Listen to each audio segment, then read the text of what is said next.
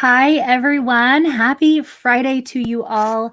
I'm your host, Cory Camp, and this is the Sibme Coach Replay Show. I'm super excited today, y'all. Kind of geeking out just a little bit. We have on our special featured guest today is Catlin Tucker. If you have bought any books around blended learning or you've been looking for resources, there's a chance one of those books or one of those resources has come from Dr. Catlin Tucker. She's a best-selling author, international trainer, keynote speaker, was named Teacher of the Year back in 2010 in Sonoma County, where she taught for 16 years. She earned her doctorate in learning technologies at Pepperdine University and is currently working as a blended learning coach and an education consultant. She's written a series of best-selling books on blended learning, including Balance with Blended Learning in Action, which was my first book that I ever bought, Power Up Blended Learning, and Blended Learning in Grades 4 through 12. She's active on Twitter. You can see her Twitter handle right there on her video feed, and writes an internationally ranked blog at catlintucker.com. So welcome to the show. Thanks for having me.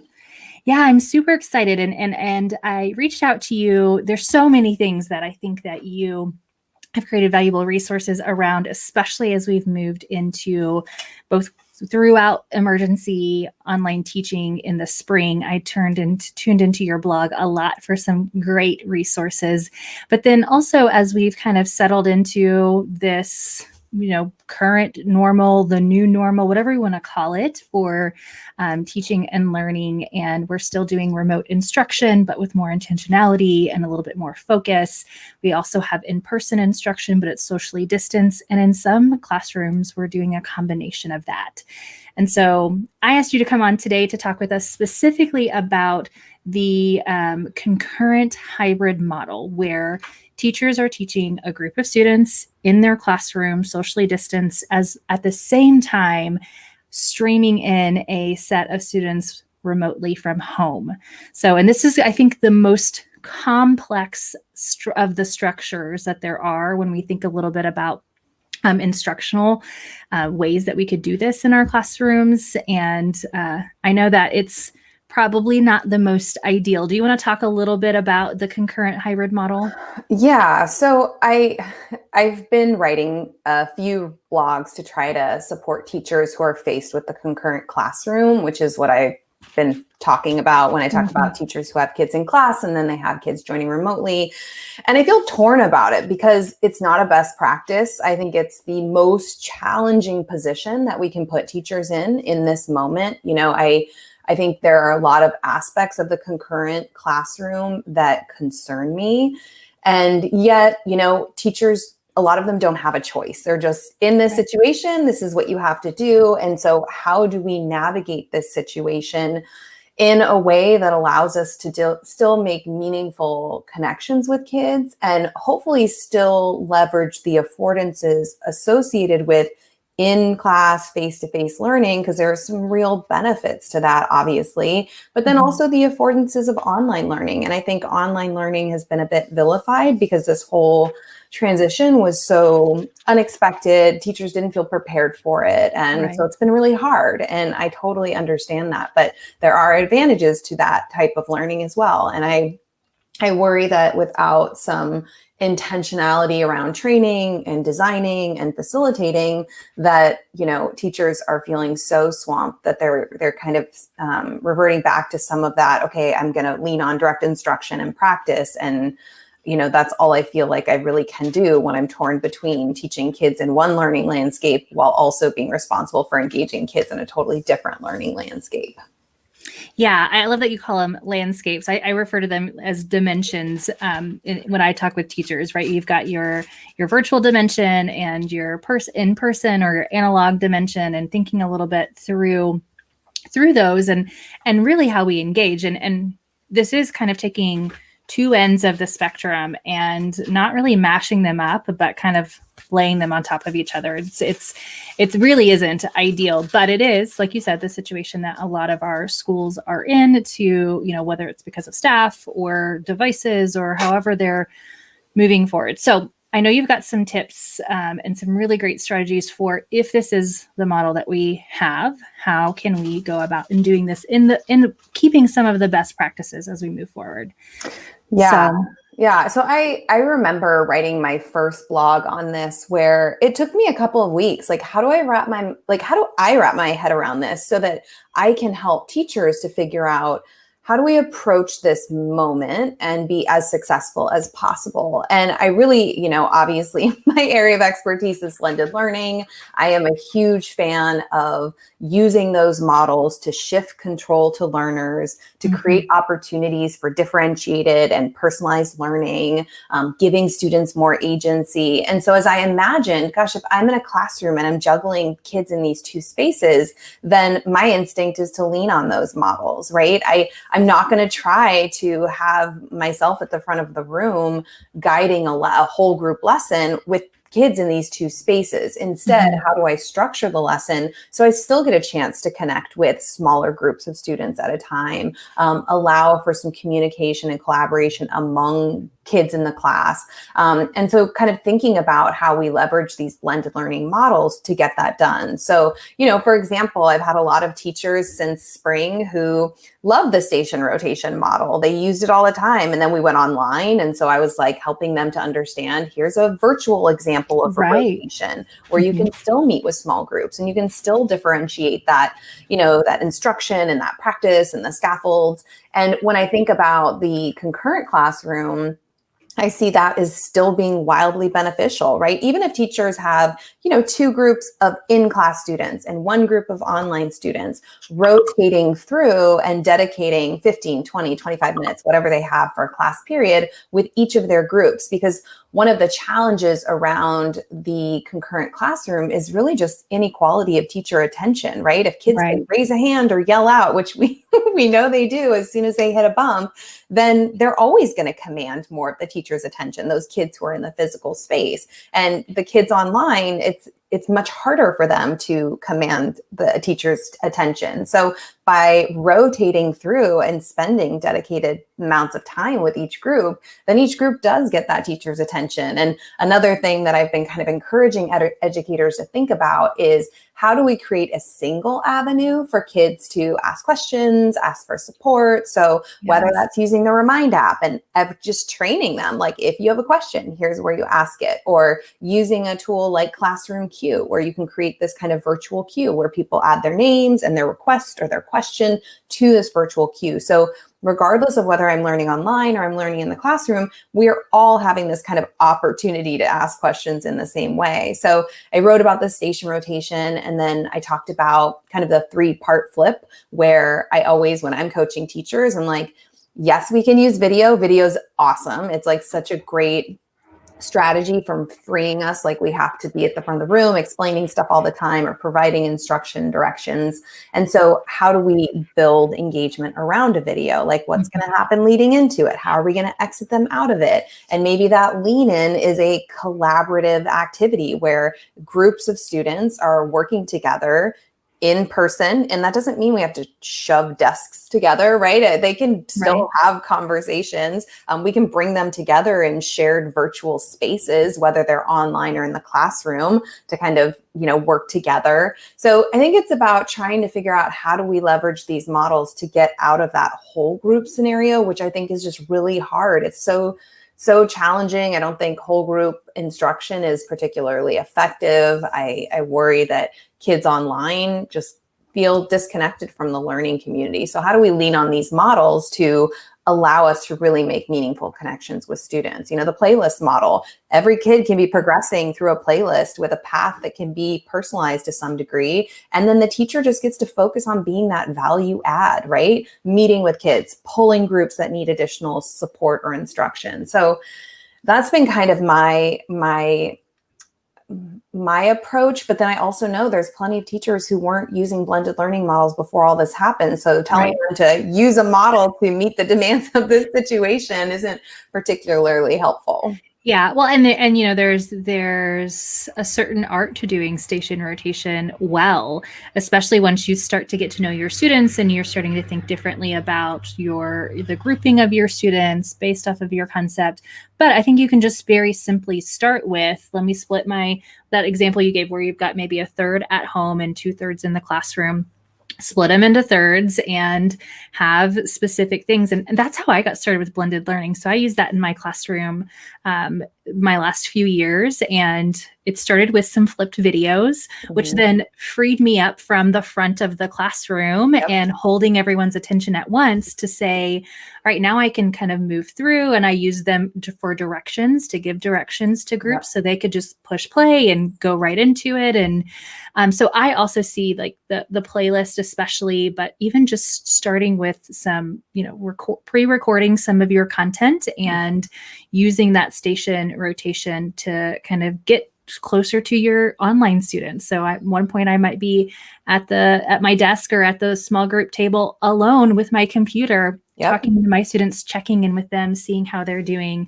And then they go off and do some independent asynchronous while I work with another group, or they're going through their playlist. So, and I think everyone can go check out your blog, which we have the link to. We'll put it here in the comments, that we also have the link to that in our notes and takeaways for today. So y'all be sure to check that out, and you can see some specific examples and structures of a playlist. I was just sharing with a teacher yesterday. I was telling Catlin just before the show how valuable that is, just to see an example and a structure and begin to think a little bit through that. But yeah, and thinking about the idea of using a tool as a way to bring those two realms together.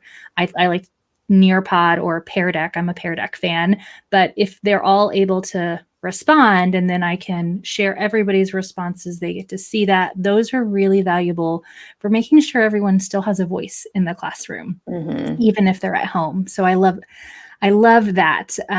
All right. So then we do have, I know I've talked to, and you probably have as well, some schools around the country who they're doing this concurrent hybrid model, but due to a lack of resources, or they're still waiting for resources to come in, so many devices are on back order. The students at home doing remote instruction are the ones who have the devices, so they can connect to the classroom, but the students in the classroom have limited to no technology. It's all in the teacher's hand if there's any there. So how does a teacher begin to navigate something like that? Because in that instance, you can't use a virtual platform for them to ask questions or be able to respond together. So what advice do you have for those classrooms? Well, I think, it reminds me of really early on in my own blended learning journey. So I never worked in a one-to-one, and yet I was a big enthusiast of like, how do we engage kids with technology? How do we really like get them leaning into the learning using some of these tools? But for years, that was me writing one donors choose project after another to get one Chromebook in my classroom, then 2 Chromebooks in my classroom. And so really my journey began focusing on that kind of maximizing that limited tech. And I think in some respects, we have to do that right now in those classrooms. I think the trickiest part is if kids are going to be using limited devices in the classroom, then there's an issue of like, how do we keep them clean? And how is it, is there issues around device sharing? So, I think in this moment, it's when planning for the concurrent classroom, it's almost like you have to plan an online lesson and then you have to modify for kids who are in the classroom. Right. And so how do we take what we're asking kids to do online and then make it work for this offline learning? And I guess the good news is we've been engaging kids in offline learning. I was just going to say that. Right? Yeah. So those strategies those best practices that we've been leaning on for forever, we can still tap into those now. I think we don't want to slip into that trap of, okay, I'm just going to talk and they're going to write, or I'm going to talk and they're going to practice, because we don't have technology. It's like they can still do all kinds of engaging things. They can still have agency in that classroom. So it's not ideal. I feel my heart goes out to those teachers who are like, because it does feel in some respects like you're planning two entirely different lessons if you have to figure out how to make this learning seamless in the online environment, and then how to take it and adapt it so the kids in the classroom can do it without technology. But I hope that we can lean on things that have been successful before we had technology permeating classrooms. Yeah. And I too started with just a few devices in my classroom as well, and was able to kind of do a station rotation in that way. And so I do think that that's some really good advice, right? To kind of plan a parallel lesson, but a low tech version versus a higher tech version. So then what do you think about our role as leaders and coaches? Most of our viewers are leaders and coaches. And how do we support a teacher who's working in this concurrent classroom? I mean, all of our teachers are stressed right now, and we have to be delicate within our coaching and support, right? We want to make sure that they feel supported, but not feel that we are pulling them in too many directions. What's the best way to support our teachers right now? I think what teachers need to hear from leaders right now is, one, less is more. Like, you're not going to cover the volume of information and the kind of amount of curriculum that you likely tried to cover pre-COVID. It's just not going to happen. I think there needs to just be an acknowledgement of that. And also kind of having leaders encourage teachers to try new things and let them know that failure is part of the learning process, right? Yes. Like, it has to be okay for teachers to try stuff and have it totally bomb, right? That's just part of what it means to be a learner, is to try, experiment, fail, learn, try again. And I think the more leaders kind of message that to teachers, and teachers really feel that it's safe to try new things, and whatever works, we'll try it again. And if it didn't, we'll reassess, and we won't do that. We won't use that strategy again.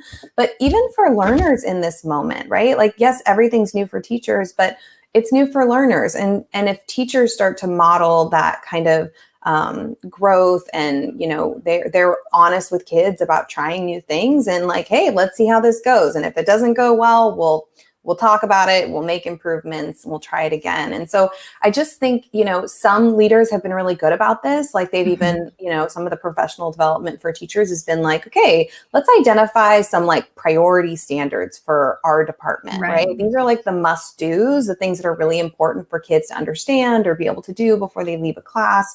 And let's figure out how to frame our curriculum around that. I also think, really kind of encouraging teachers to kind of capitalize on that student curiosity and figure out, how are we making sure that learning in this moment is relevant and interesting for kids? Like, how are we giving them some choice and voice to make sure that they're connecting with the curriculum in a meaningful way? Because I think, we don't have them necessarily kind of trapped in a physical space. So we need to be really intentional about the things we're designing and asking kids to engage with, because there's just a lot of learners they're still being given just, whether it's a digital worksheet or an endless kind of parade of Google Forms, it's just it's a lot for them. And I think some of them are just feeling like they're jumping through hoops. So how do we make this really meaningful? And so those are things I just want leaders to be thinking about and having conversations with teachers about. Yeah, and it's really important. Some of the teachers I've been working with, and some of the coaches I've been working with this past semester, they talk a lot about the failures, and sometimes you can kind of hear a little bit that those failures are not always seen in the best light, even though they should be, right? What did we learn from that? Trying to use that tool, or it didn't quite work the way we thought it would, or we forgot to, make it the copy version instead of the share the whole version. Those things happen, but we can learn from those. And then taking it just small. I was just your comments make me think too, like, not only is failing forward so important, but I think why it's so hard for teachers to fail is because we put so much of our value is wrapped up in being like an expert, right? And, that's the piece that I also think leadership could be doing a lot to message around, which is shifting this idea that teacher expertise is where our value lies. Because quite frankly, if our value is tied up in being the expert of like a particular subject area, right? Then technology is really threatening, right? Because like the computer knows way more than I do. Google knows way more than I do. Yeah. But if we help teachers to really place the focus on their work connecting with kids and being facilitators of learning, and that human side, not the information side, the human side of learning, I think that could also just help teachers to kind of reevaluate their own value and invest in those parts of their work that are so important to helping kids feel seen and supported in this moment. Yeah, and that's the thing that most teachers are the most concerned of right now anyway. How do I connect with my students who I don't get to see every day, and I don't get to hug, and all of those pieces? That's the part that's kind of breaking our hearts the most as educators. How do I, make sure that I see students who, it may not be a priority for them to show up on time to the Zoom meetings or into the classroom. So how do I connect with families and students? But there's been so much that's come out of that. That's great. But then, that's constantly competing with as you mentioned, we want to try to make sure that our pace and sequence is the same as it was in years past. And we have to let go of a little bit of that. I think it's also really important for us as leaders, especially our coaches, to really make sure that we're helping teachers uncover and reflect frequently, as busy as they are, uncover that thinking and help them think through how the lesson sequence, the design of their lessons, is fundamentally different because of these two different dimensions, or the use of technology as well. And sometimes just helping them plan, I think, is a valuable support role. Especially from the coach perspective. Like whenever I can get into a co-lesson planning session with the teacher, absolutely. I think those are the most magical moments in them realizing like, oh, I can really focus on this. And here's a structure I can use to plan. And I think for us as coaches, supporting that process. I mean, I know that coaches are so spread thin. It's so often that I'll work with coaches and they're like, I have 320 teachers that I'm supporting. And I'm like, oh my gosh. But really helping them to design for this moment, I think, is a huge area where coaches can be so supportive and valuable. Yeah. And one of the things that I found valuable, especially during this kind of coaching virtually from a distance, is having teachers kind of walk through what's the outcomes, what are some of your plans, how are you thinking this to sequence this. We can go back and forth, but then once they've got that planned out, and maybe once they've tried it and it's gone well, having that teacher record how they set it up and how their structure is, and share that with other teachers. If I'm coaching 300, like, they need to hear and see from each other. And right now we're all hunkered down, focusing on the little green light. And I think that would be a helpful way to kind of help teachers build on each other's skills and the things they're learning as they're going. So Kelly Pittman is watching, and she said, I love the idea of the human side of teaching. Absolutely. That's so valuable, and really where we have to start, and we have to make sure that we continually address that with our students. So yeah, it's just so hard because teachers are asked to do so much. Like this work is so multifaceted, and it's so easy to get really wrapped up in all these details and all these to-do things that we know we need to do. And then at the end of the day, we know like, oh, I didn't feel like I connected with those kids enough, And so it's like, I think recentering a little bit about like what feeds us as teachers, what lights us up as teachers. A lot of that has to do with connecting with kids and those relationships around this learning.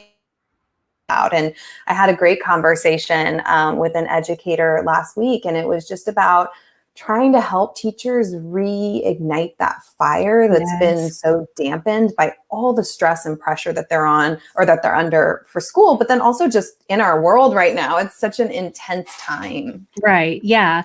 And it really, and one of the things that some of the teachers I'm working with decided to do is instead of trying to get an entire week's lesson plan done and finished and finalized, just focusing on, 3 days at a time. Just plan from Monday to Wednesday. Make sure you've got some time, Wednesday or Tuesday to plan the other half of the week, but just take it in small chunks, because you really can only do so much as a person and support your family and all the other roles and responsibilities you cover as a teacher. So, and I know leaders are really supporting their teachers in that as well. Well, Catlin, it's been so great getting to chat with you about this. I know, again, you and I are kind of on the same page. This is, if we could pick a structure for hybrid instruction, this would not be it. But it is the reality for many. And so I love the ideas that you have presented and shared for today. I want to remind our viewers that they can download a kind of a summary of this from Catlin in the Coach Replay notes and takeaways, but also check out her blog and her books if you haven't yet. She's got a whole course on blended learning. That's a really great one. So check those resources out. And hopefully we'll have you back on the show another time, Catlin. All right. Thanks for having me. All right, everyone. Well, tune in next week for another episode of the Sibme Coach Replay Show. Next week, we have Kathy Renfrew back talking a little bit about the phenomena and deepening the engagement on that in our science classrooms, even online. And so join us again next week. Bye, everyone. Bye.